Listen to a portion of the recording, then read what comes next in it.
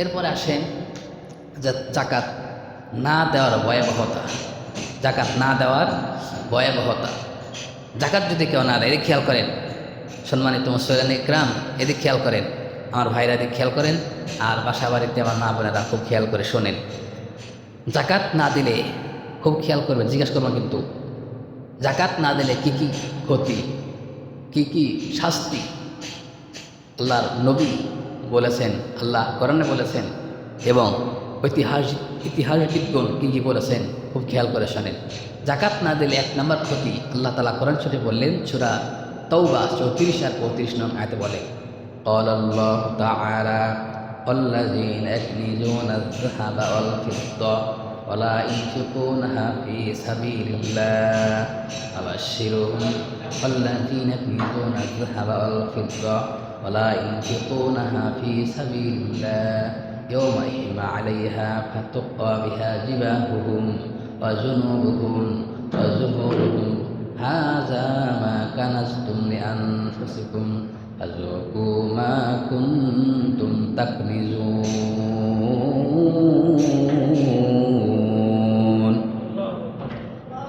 আবার বলেন আল্লাহু আকবার। সবাই খেয়াল করেন, কিন্তু খেয়াল করেন কোরআনে বলার সাথে সাথে কি বলবেন? আল্লাহু আকবার। আমি আবারও বলছি, قال الله تعالى والذين يكنزون الذهب والفضة ولا ينفقونها في سبيل الله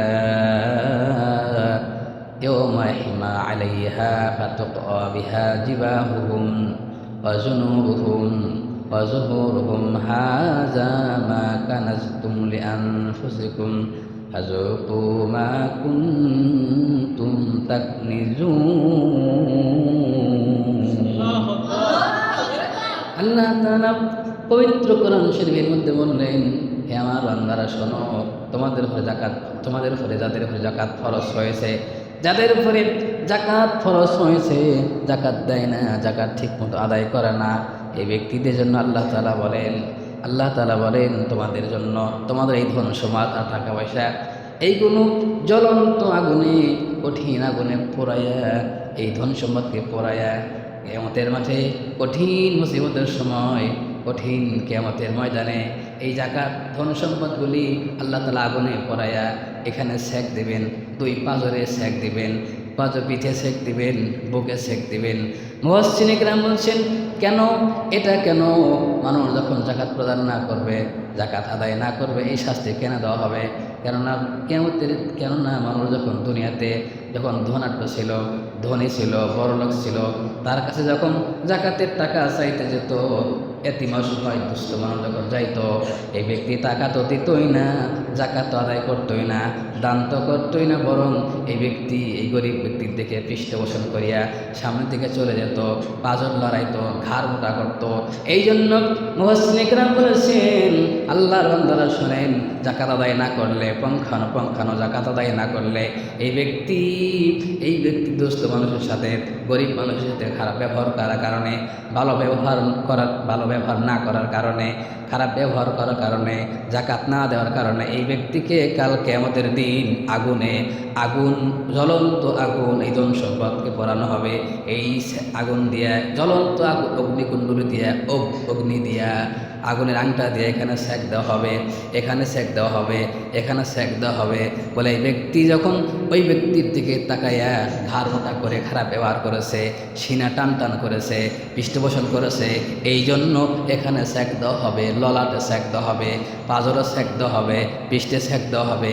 আগুনের সেকের কারণে মুফাসসিরিন কিরাম বলছেন, অগ্নিতে পড়ার কারণে, জ্বলন্ত অগ্নি তাকে সেক দেওয়ার কারণে ও চিল্লাইতে থাকবে। একবার সেক দেওয়ার কারণে ৭০,০০০ বছর চিল্লাচিল্লি করবে।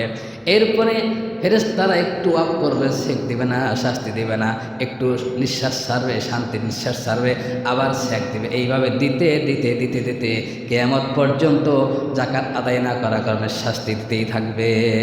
নাউজুবিল্লাহ।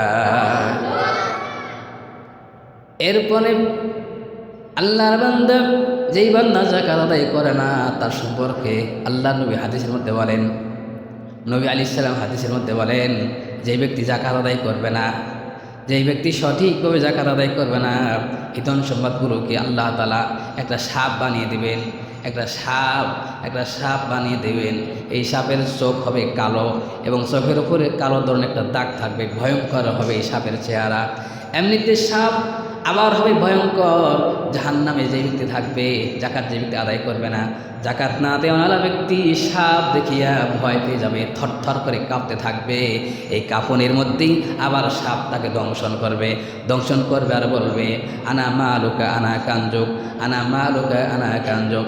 হে আল্লাহর বান্দা, হে আল্লাহর নাফরমান, শোনো, তোমাকে আল্লাহ ধন সম্পদ দিয়েছিল, কিন্তু তুমি জাকাত প্রদান করনি, তোমার ধন সম্পদ থেকে জাকাত প্রদান করনি, এতিম অসহায়দেরকে দান করনি, দুস্থ মানুষদেরকে সহযোগিতা করনি।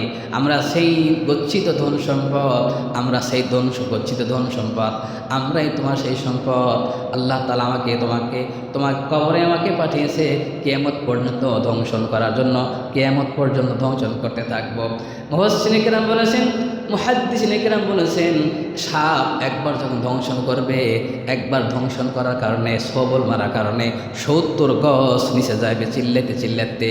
এরপরে 70 গজ যাওয়ার পরে আবার উপরে উঠবে, আবার সবল মারবে, আবার উপরে আসবে, আবার সবল মারবে, নিচে যাবে। এইভাবে কিয়ামত পর্যন্ত একবারও সবল মারবে, 70 গজ নিচে যাবে, আসবে, আবার সবল মারবে, কিয়ামত পর্যন্ত 70 গজ আবার যাতে থাকবে। এইভাবে আসবে, উঠবে, সবল মারবে, কিয়ামত পর্যন্ত শাস্তি দিতেই থাকবে। নাউজুবিল্লাহ, জোরে বলেন নাউজুবিল্লাহ। তাহলে এই হলো জাকাত আদায় না করলে, বলছিলাম যে অনেকগুলো শাস্তি দেওয়া হবে, তার মধ্যে এটা একটা শাস্তি। জাকাত আদায় না করার কারণে এই ধন সম্পদ একটা সাপ হবে, এই সাপ তাকে ধ্বংসন করবে। এই সাপের ভয়ঙ্কর চেহারা হবে, উপরে থাকবে কালো দাগ, চেহারা হবে কালো এবং চোখ হবে কালো। এই সাপ দেখেই তো থরথর করে কাঁপবে, আবার ধ্বংসন করবে, 70 গজ নিচে যাবে। সাপ বলবে, এই বেকুব, হেই নালায়েক, এই নাফরমান, তুই আল্লাহর বান্দা, জাকাত দিস নাই, আল্লাহ তোকে ধন সম্পদ দিয়েছিল, জাকাত দিস নাই, আমরাই তো ধন সম্পদ, সেই গচ্ছিত যা তুই জমা করে রেখেছিলি, কেন জাকাত দিস নাই? এইভাবে বলবে আর ধ্বংসন করবে, সবল মারবে, কামড়াবে। নাউজুবিল্লাহ। তাহলে এইভাবে জাকাত আদায় না করার কারণে শাস্তি দিতেই থাকবে।